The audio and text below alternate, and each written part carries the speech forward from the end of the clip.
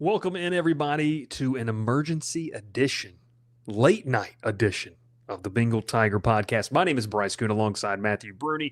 Brune's breaking message board records. Bro, I'm still replying over here.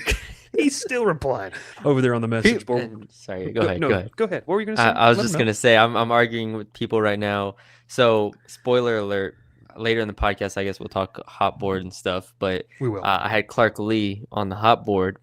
And I'm currently debating people that are saying, well, he's only winning at Vanderbilt because of Diego Pavia, when in reality, the last 2 weeks, Pavia's thrown for like a combined 300 yards passing, and they're just beating people up front. Regardless, we're having great conversations over the year. Go check us out, Bengal Tiger On3. Make sure you do it. You can get that 1 week subscription for $1, and you also get an annual subscription to The Athletic. Lock it in, subscribe to the pod, like the video. Brune, we made some waves, 15,000 views on our reaction pod last night. So we appreciate everyone tuning in. Wow. Yeah, 15,000. This one might do a little more. Putting up highs. I apologize.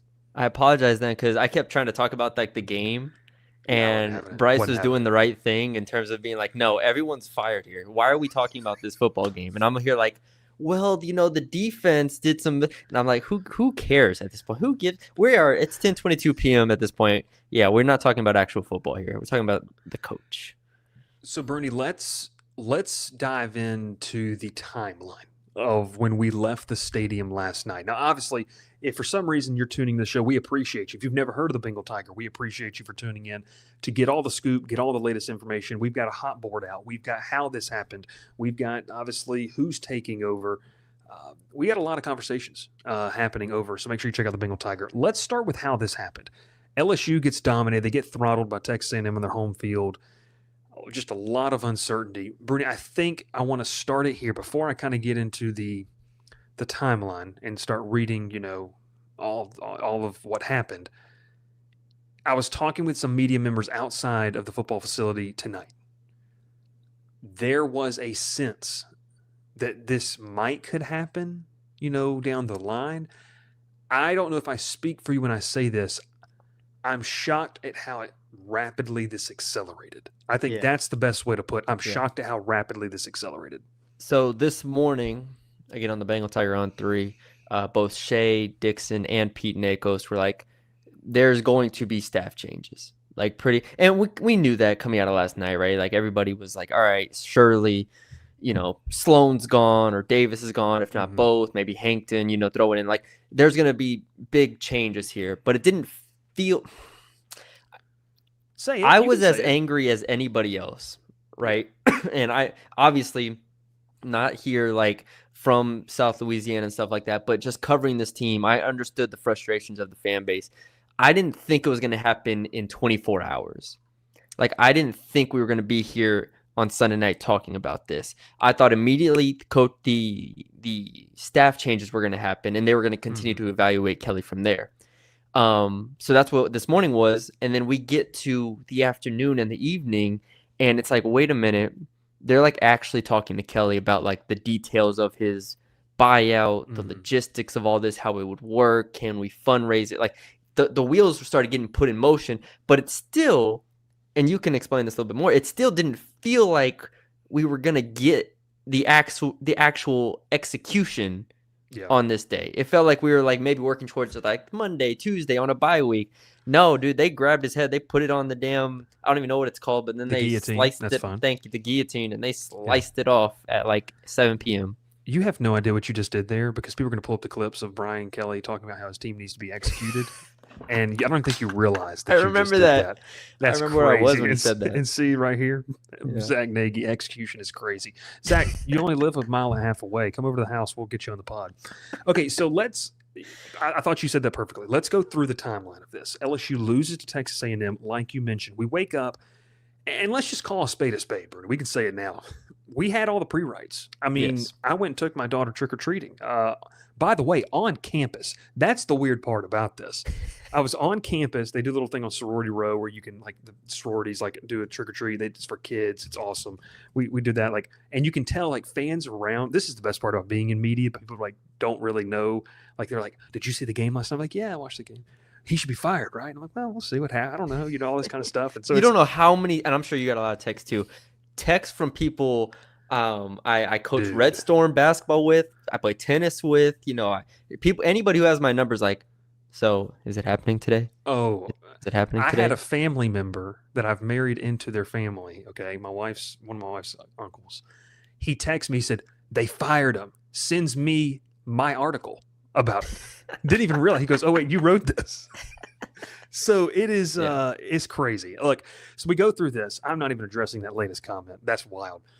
The biggest thing we can kind of say here, Bernie just found it, is the timeline of what happened. So we wake up, and Bernie, I'll kind of give this spiel. If you want the full thing, you can head over to the site for how it happened. Recruits meet with the coaches. From what I was told and talking with some recruits and people inside the building, that went business as normal. You had recruits meeting with coaches. Joe Sloan met with several recruits. There were a couple of at least one quarterback on campus, I know that met with him 2 to 3 hours, like business as normal, a Sunday after a big recruiting weekend. Funny enough, you had players receiving offers from coaches that we didn't even think were going to be employed. Yeah. That was what was crazy to me. So that happens. You get through this. About mid-morning, closer to noon, Scott Woodward descends upon the facility, and some conversations begin to happen about what is truly transpiring, what kind of moves can we make? Because, Brune, we left that press conference last night kind of feeling like Brian Kelly said, hey, I don't know what they're going to do with me, but we're going to probably have to make some changes. Mm-hmm. Now, here's where the difference of reporting, I think, has come to light, because I've seen The Athletic has reported some things. Bruce Feldman said some things. It seems like there is not a clear cut on who disagreed on what specific matter. The best way I can put it is there was a disagreement on how the changes should be handled. And so I can now say this because we're after the fact. I didn't say this in the beginning. It was not a pleasant exchange. There were not pleasantries exchanged in this type of conversation between Woodward, Kelly, and other people involved in this group. There were not, it did not end on good terms. This then prompted where Jeff Landry, which is, Bernie, you and I are not from Louisiana. It is wild that we are sitting here at 10:28 local time talking about the governor of the state of Louisiana intervening. I don't care who you vote for, what side of the aisle you're on. It's just a crazy concept. Yep. So Jeff Landry is then contacted, and like something out of a Netflix TV show starts to really get the wheels turning. At that point, once whatever the moves that Woodward and the powers that be wanted to happen, once that was determined it wouldn't take place, I think the best way to put it is the powers that be started to shift their focus to Brian Kelly heavily. Like, okay, if he's not going to do what we want, could we really make this happen? And then obviously there's a reported meeting with Jeff Landry that happens in downtown Baton Rouge, in the capital city. And then they make their way over. Brian Kelly is notified around, I guess we call it mid to late evening. There's a team meeting at 8 p.m. I can tell you that Brian Kelly, I will tell you, I'm not going to tell you everything, but because that's the paywall stuff. Mm-hmm. I will tell you that Brian Kelly spoke with the team briefly. Among the words he said were, hey, we love you and we, wish you guys the best. He leaves. The team stays after. The meeting lasts around 15 minutes. The last people to depart, and I mean, it was myself and two of the reporters that were there, and I sat in the parking lot for a little bit and just collected and wrote some notes down for the show. The last thing that we were kind of saw, obviously, was Joe Sloan and Garrett Nussmeier leaving the building. Now, there's some conflicting things on Nussmeier might have missed the meeting because he was down at the Saints game because his dad's the coach. Whatever, I don't know. And shout out Will, my co-host on my own podcast. Gronk, what does this article say? That sends me when people do that on Twitter. But I guess all in all, this has accelerated from, like we said, a coach being pressured to now Brune, we have a hot board. You've got version 20.0 loaded in the chamber, ready to go. I mean, I think it is crazy to me that we are sitting here. And look, fans are going to get on to me for this one because for me, my time in Baton Rouge and covering LSU, all I've ever known is Brian Kelly as the head coach. It is weird to me, Brune, that the next media availability we have is not going to involve Brian Kelly speaking to the media. That's just it's a weird concept to me a little bit. So that's the timeline. Thankfully, I had 1 year of Ed Ogeron. Thankfully. Thankfully. Best year of my life. And I know we have a lot of comments here. We'll get to them. If you want to get your comment at the top of the list, you can go ahead and throw us a super chat. We'll make sure to get that one up there for you. But Brune, I guess in that timeline, what sticks out to you with what I kind of laid out there? Like, what is there to me, the changing moment is when there was a disagreement between what changes should be made. That to me was where it's like, okay, once they set their sights on Kelly, I mean, holy cow, this took off. Well, it kind of, not to avoid the question here, but it kind of speaks to Brian Kelly's tenure as a whole.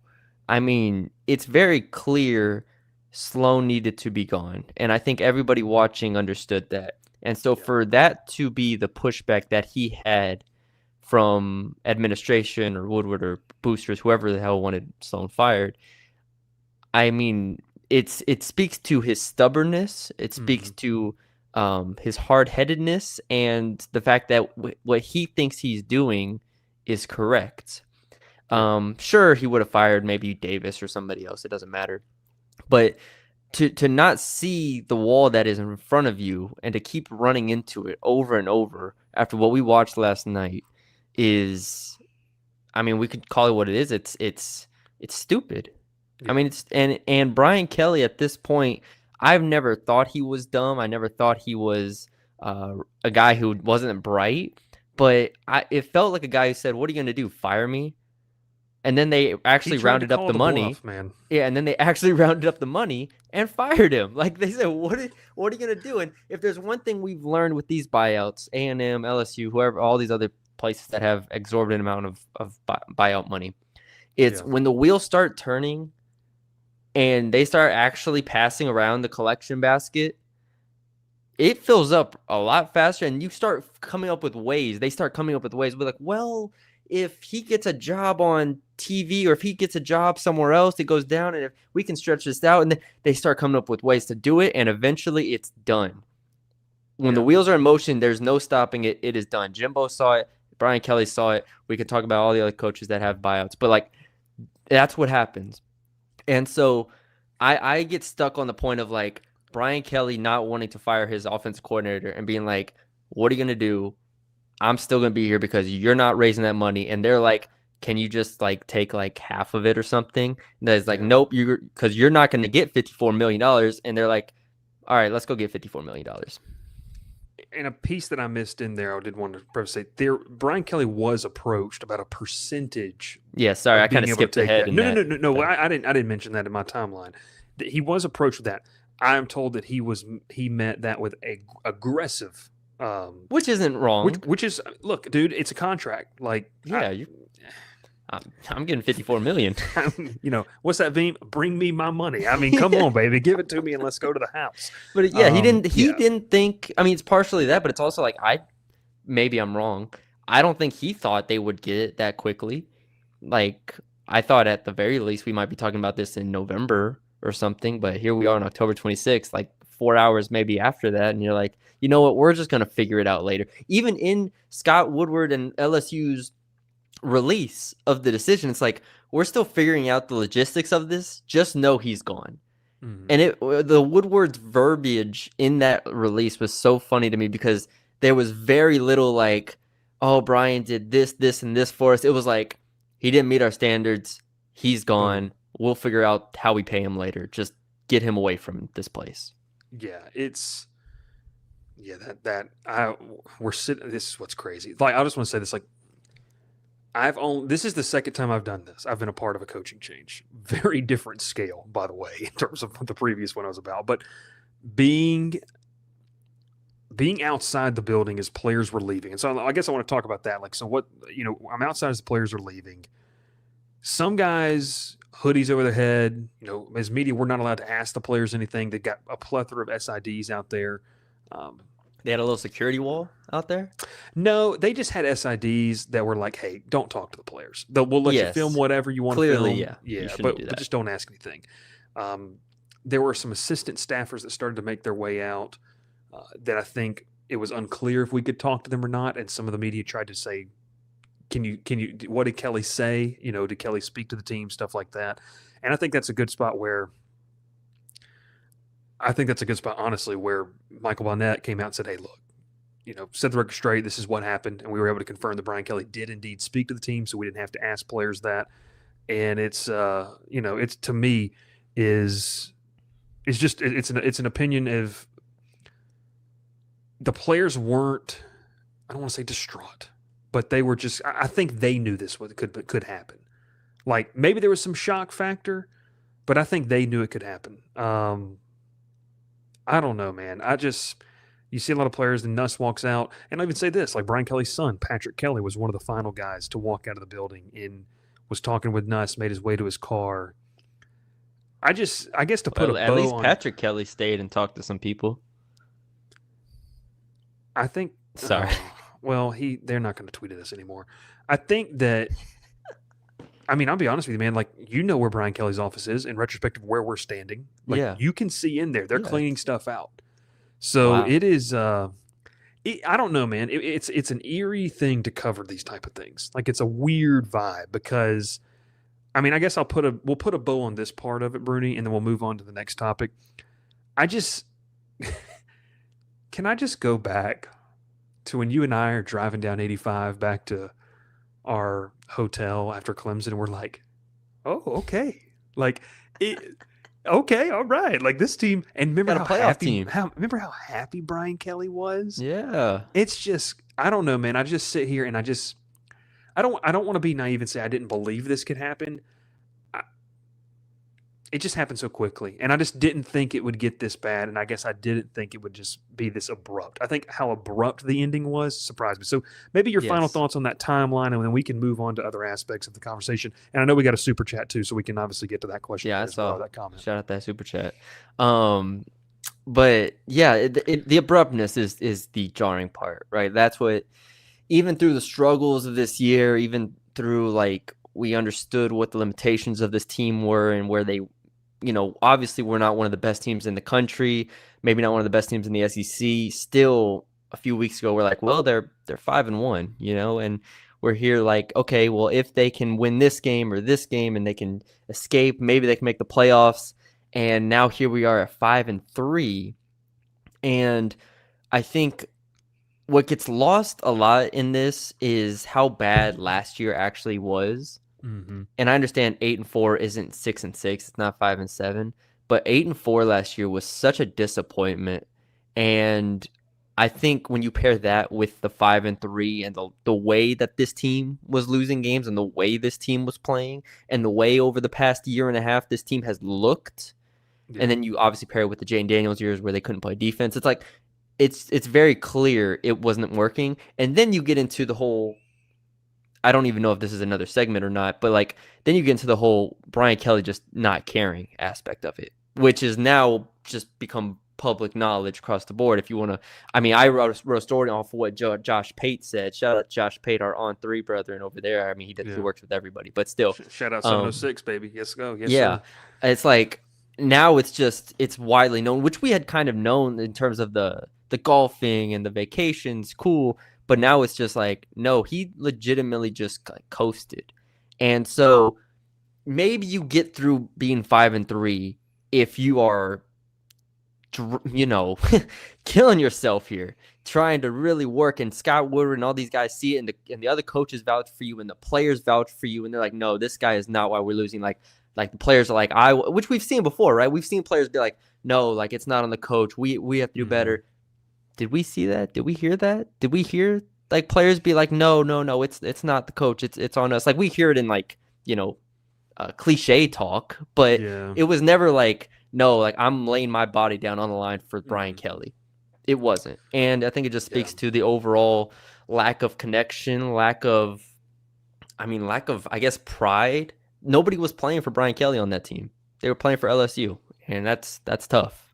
Did you see Malik Neighbors' post? Oh, yeah. Oh yeah. I think this is the best way to say it. And look, I want to get out ahead of this. It's really easy to talk bad about people after they've left. I Like agree it's with that. really convenient. I And agree. I don't. I mean, dude, I sat here 24 hours ago, Brune, and told people I don't make my career off of bashing people, but I thought it was time to make a change. But even It's bad, but it's so obvious. even the instant reaction pod we did after Vanderbilt, like even the instant reaction pod we did after that game, we came on here and we were very blunt about how this team and this program was not getting it done. Like very, very, very blunt about that. And so I agree, like doing it ahead of time matters a lot to me in terms of you can sit on things, which to Pate's credit, he was like, I've been sitting on this because, you know, you're not going to just say this when you have 500,000 subscribers and, you know, bash Brian Kelly like in that way, platform, in the way that he did. But it is very easy to do that. And so I think though, for everybody watching them and for LSU fans, it was just so obvious, like watching it. And that A&M game is going to stick with me for a bit when I think of this Brian Kelly era, because every time the TV cut to him, and we're there watching the game, but obviously we have the game like on the computer and stuff. Every time that camera panned to him, he was yelling at a different assistant coach. And I asked myself for the first time, what the hell does Brian Kelly do during games? He just yells at people. Yeah. And it just feels like nobody enjoys, like he's like when he's walking your way, it feels like you want to just walk the other way. You don't want to go by him, you don't want to talk to him, you don't want to say hi. That's just what it feels like watching from an outside perspective. And that's going to stick with me, that A&M game, because he yelled at every Austin Thomas, the special teams coach, Baker, Sloan, you name it. I mean, it was just out of hand. And I think that's really what sticks with me in terms of this Brian Kelly era and what was wrong with it. Yeah, I mean, I tweeted that it was one of those things where I said, I think that punt return, you're going to look back and say that was the beginning, that was true at the end of the Brian Kelly era. I didn't know 12 hours later we'd be talking about the end of the Brian Kelly era. Yeah. Before we move on to kind of where we go now, what happens now? I want to get the super chat. Appreciate you, CJ. What a profile picture. I mean, that is unbelievable. Can't wait for Bryce to cover LSU as a non-terroristic organization. Also, do we think BK was listening to – what do we think BK was listening to his car with the vid Bryce took of him leaving? I'm going to plead the fifth on that. I think it's best we don't get into that. I have it, but it has a curse word in it, so I won't say it. But Chief Keef? Was he listening to Chief Keef? I mean, it was – yeah, sure. Chief Keef was one of them. Okay. For sure. All right. T.I. Yeah, stop there. Ain't about the money? Well, obviously it was. If it ain't, yeah. I mean, it obviously was. Listen. What happens now? So, Brune, I'm going to open it up to you because I talked a lot in that about how this whole thing went down. LSU, first off, man, LSU enters a bye week. This is going to be, and I know I haven't been here long enough, but I've watched and talked about SEC football for a very long time. This is going to be one of the more intriguing periods of time in LSU football history in probably the past 20 years, I think. Because in terms of where you are in the college football universe, right? Like we are in an era that is unprecedented. We have not seen a lot of the things that we're seeing.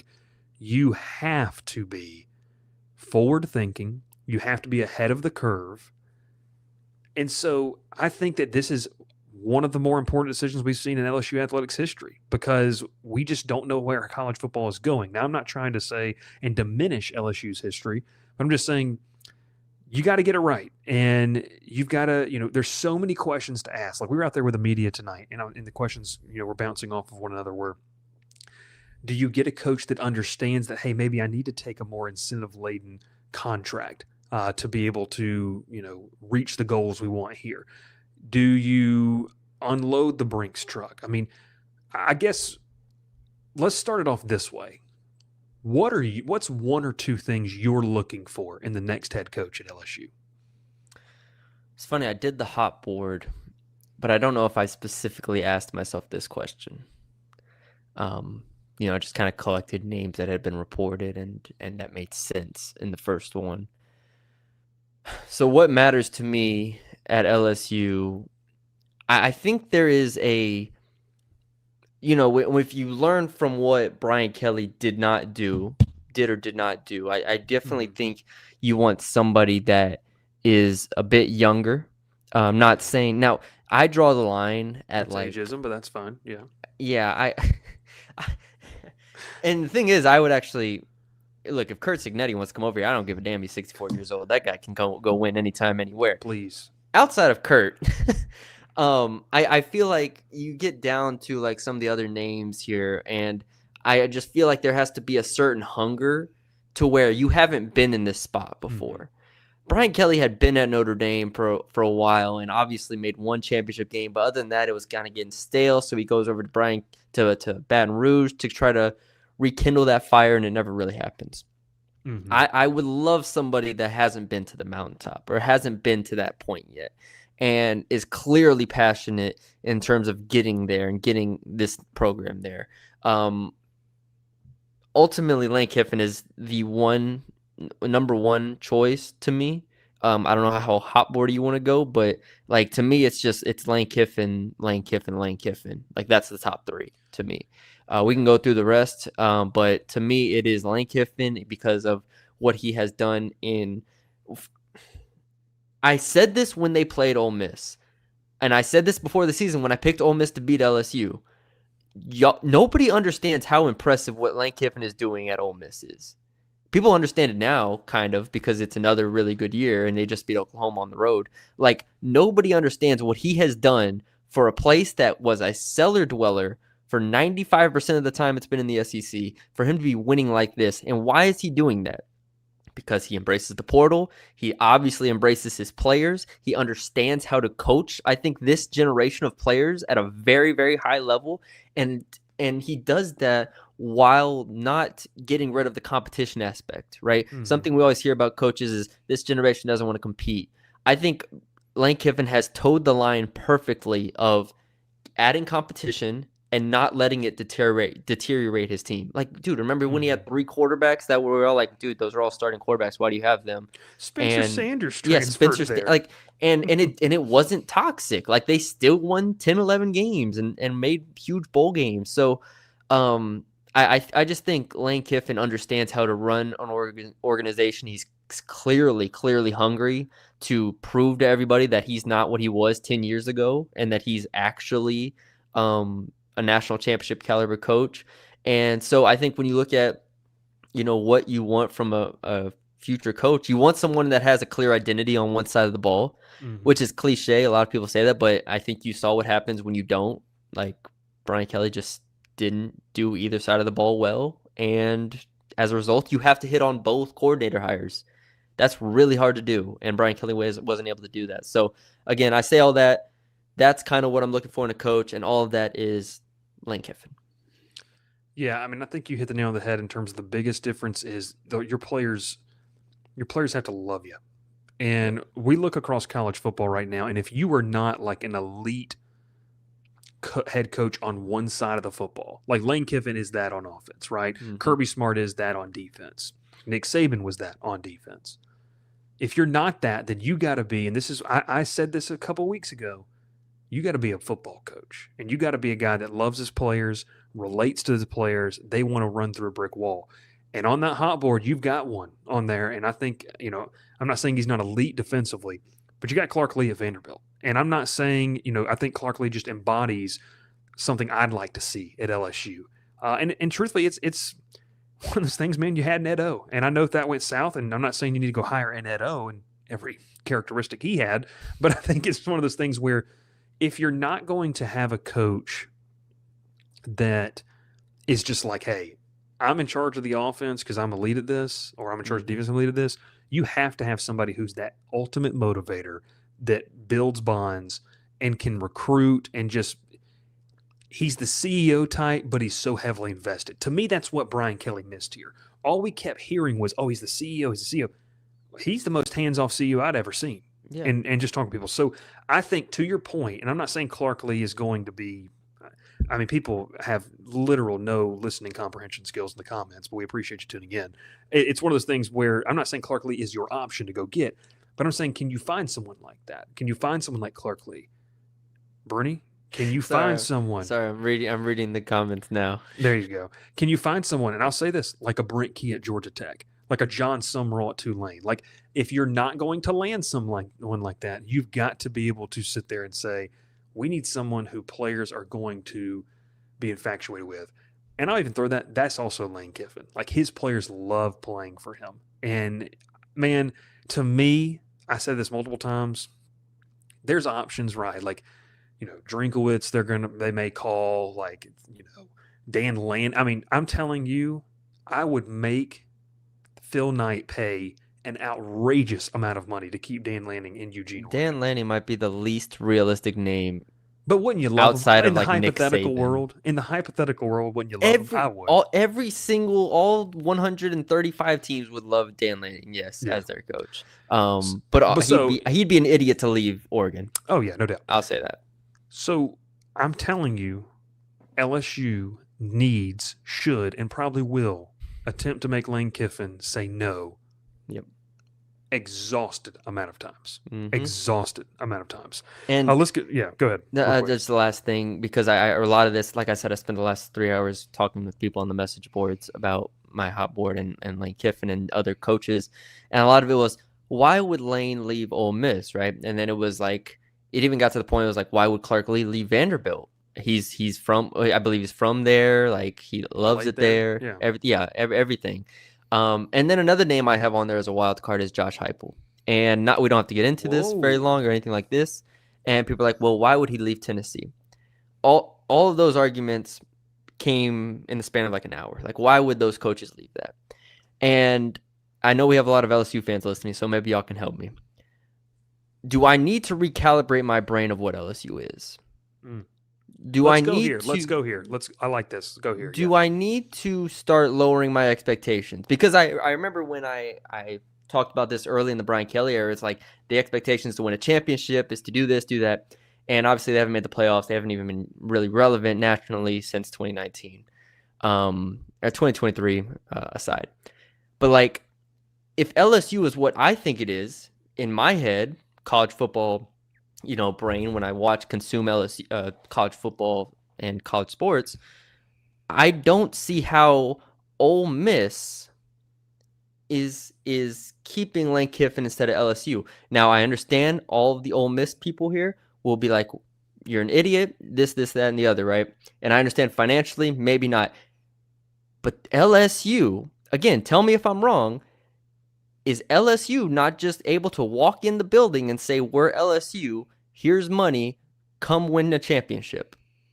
And if the standard's not that at LSU anymore, then I'm wrong, and LSU cannot go get any of the coaches. It just should still be able to go get Clark Lee from Vanderbilt, good God. But, like, you're not poaching other really good coaches from the conference.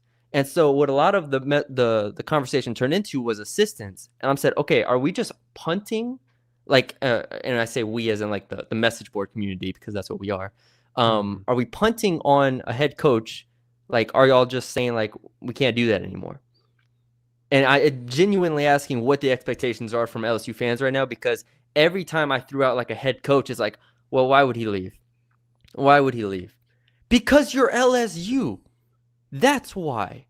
That's why. And so, again, if I'm wrong, tell me. I need to recalibrate and say LSU is not an actual top 5 job in the country like I've been told, like I believe it is, because I think it's actually higher than top 5. But if I'm wrong, then okay. So I don't think you're wrong. Where I think you're going to get in trouble with Ole Miss fans is you're going to be perceived as arrogant. Because I do not believe that the gap is currently as wide as maybe LSU fans want it to be. And I said that after the game against Ole Miss. But here's the problem. If you take Lane Kiffin away from that, what does that change? Now, I'm going to tell you one thing. The dominoes are going to fall. If Lane Kiffin leaves Oxford, whether it's Florida or it's LSU or somewhere else, there's going to be a domino effect. And I've told some buddies this, and they're in the chat, like, I think Ole Miss is going to go get that man from Tulane. Like, I think that's the guy they're going to go get. It'd be awesome. That's a good gift for them. With all due respect, I think Lane Kiffin's the type of coach that elevates your program as a whole to be something that maybe you're just not. And I think that is what Ole Miss is. So look, we're here on an LSU-based podcast, and maybe we're going to come off as, our view is a little tainted towards that. Sure. I don't think the gap is crazy. What I do wonder is if you removed Lane Kiffin from Oxford, I don't think they're the same thing. And the reason being, because you're doing something they've really never done. Literally have never done. Now, look, who's to say that they couldn't be an 8 to 9 win team without Lane Kiffin? I don't know. For sure. They can, but in terms of being Brune, right now, dude, I think they can win the national championship this year. They're go put me on the crowded booth right now. I'll make a pitch why Ole Miss can win the national championship this year. I just watched them. They beat the hell out of Oklahoma. I don't know I know what the score was, but they beat the hell out of Oklahoma this weekend. I mean, that is a team that's like playing at a different level than any Ole Miss team I've ever seen, including last year's team that was more talented. That's a coach. That is a coach right there. So anyways, let's turn into a Lane Kiffin podcast, but let's get a couple of these comments real quick because people are paying their hard-earned money to be able to get this. Another elite, just elite profile picture. Would have been such a fitting end if Herbstreet's dog would have pissed on Brian Kelly when they were chatting pregame. That's insane. But you did pay for that. So it appears the day drinkers in Oxford have joined. Kimberly says, I got clowned for saying we will find that $50 million. My aunt works high up in the LSU football ops. She told me Dion is on campus today. I know more football than chat.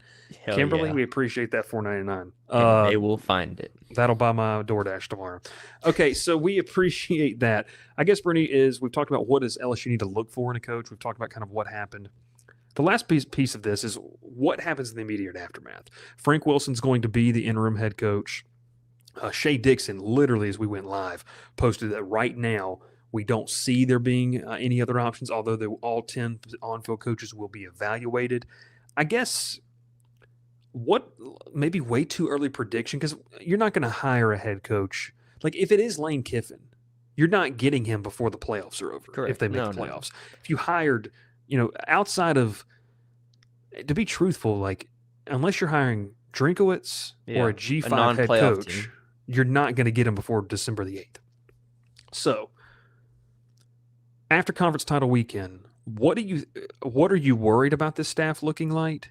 I mean, do you think the only real worry for me is, because I still think you need to make offensive changes. Yes. And you will with a new head coach. The only real worry for me is, because I really do like them, and I know the defense hasn't been as maybe highly touted as we want them to be.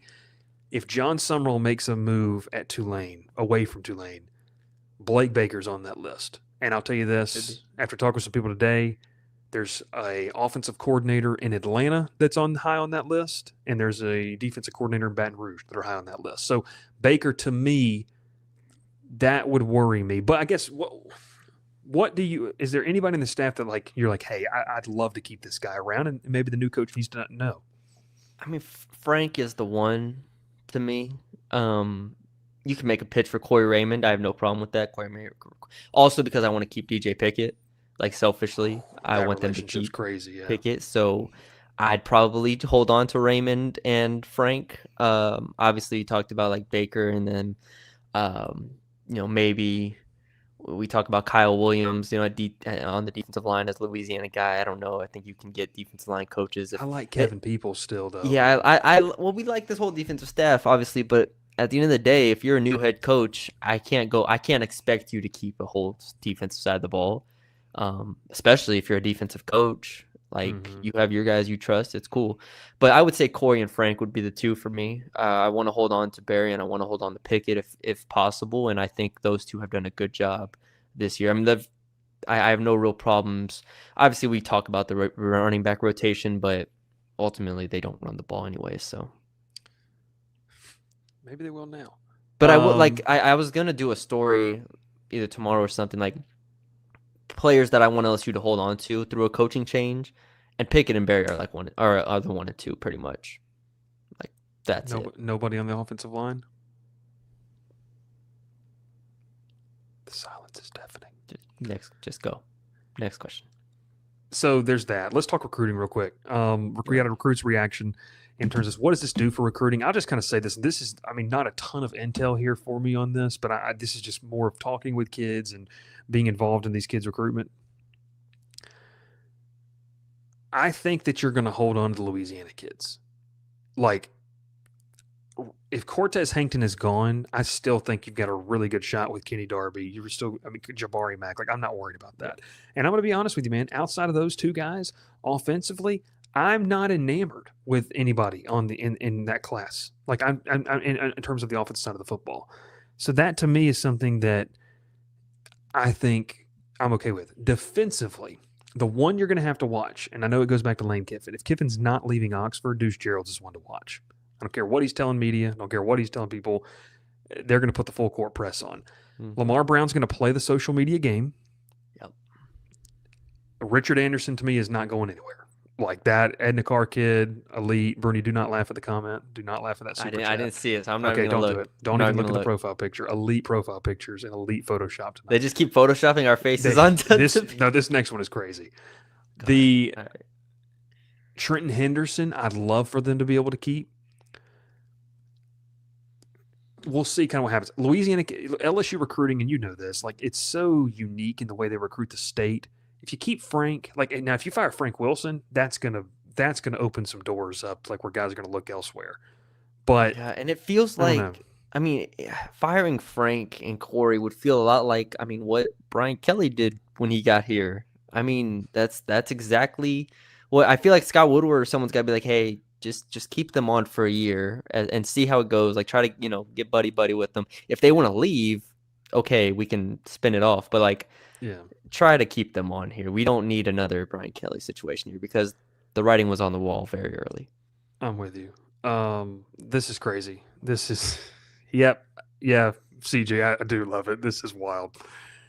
This is a bald version of Pete Nakos. This chat and Ole Miss education rates seem lined up. An AI robot coach that can read minds. It's not illegal. Crazy. Do I want to look at? Was Pete Nakos the one you were talking about? Yeah, you didn't see it. Yeah. Is this one? No, right I did. Here? I did. Look at this. I saw. I mean, it. That's wild.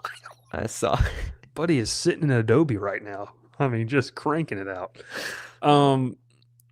Let's, what's next? It'll be interesting to monitor what the status of Scott Woodward is. I think that's something that'll be kind of interesting to monitor. Is he making this next hire? Is LSU's going to have a president by the time? There's just a lot of moving factors with that, I guess, as we round it out. If Scott Woodward is making this hire, another reason why, he's never made assistant hires before. Someone maybe can go track me down, but I just think of recent splash hires. He's not exactly going to find the assistant coach. Oh God, I don't even want to know what you're laughing at now. You're just telling me that Jimbo Fisher needs to be on our hot board. Is what you're telling me. But people, look, we need after we do all the real hot boards, let's just do a meme hot board because the amount of people that were in the message board jokingly saying Billy Napier, and then it was like, the Ed Orgeron memes, just go down the list of them. That's what we'll do. Maybe we'll just do it as a board post. We won't do it as an actual story. Crazy stuff in Baton Rouge, Louisiana. We've got all the coverage over for you at the Bengal Tiger. Obviously, we appreciate you tuning this podcast. Brune, nearly 2,000 people watching across 2 platforms live on a Sunday evening. As Hayes Fawcett nobody's sleeping in Baton Rouge right now. As Hayes Fawcett said, Louisiana doesn't play about their football, baby. They don't play down here.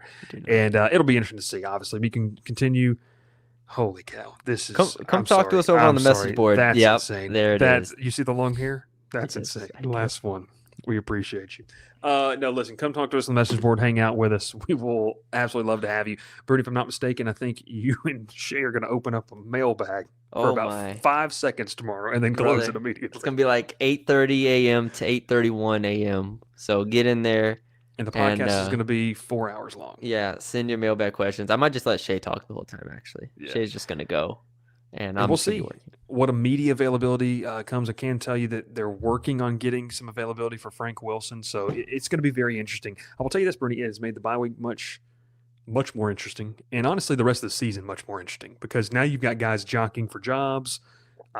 We'll see what happens in terms of playing time and stuff like that. Bryce, I don't know if you know, but LSU men's basketball just beat UCF this morning in an exhibition game, and so I hate to say it, but I think we're a men's basketball school now at LSU. Baseball season's 104 days away. Rocking and rolling, baby. We're ready to go.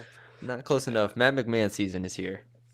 I'm not ready to talk about that. Do you beat Bama? We'll Buddy, be there. The interim bump. Check us out. Dead cat jump. Is that what it's called? Something like that. Whatever it is. Yeah. I don't know, LSU dude. plus 21 in a hook. Let's go. What is? Oh my gosh, crazy. Final Nuts. lines. Hey, I hit final lines again. Marcel Reed under 219.5 passing yards. You know why? Because he ran for 110. Jeez. What a bet. Look, Pierce has got me 110 days to a college baseball season. Can't wait for it. Gavin says Matt McMahon's going to get smoked by Stephen Pearl, so it doesn't matter. I wonder who he's a fan of. All right, Matthew Brune, Bryce Koon, Bengal Tiger Podcast. We appreciate tuning in, and thanks so much for all the support over on the board. Brune, man, we were on it, and we killed in the coverage. We're going to have lots more for you this week, and I can't wait to get to it. So come on, hang out with us. Make sure make sure you subscribe to all those platforms. We'll appreciate you, and we see you next time here on another edition, a beautiful edition, as we get the little outro music going. Thanks so much. Brian Kelly's gone.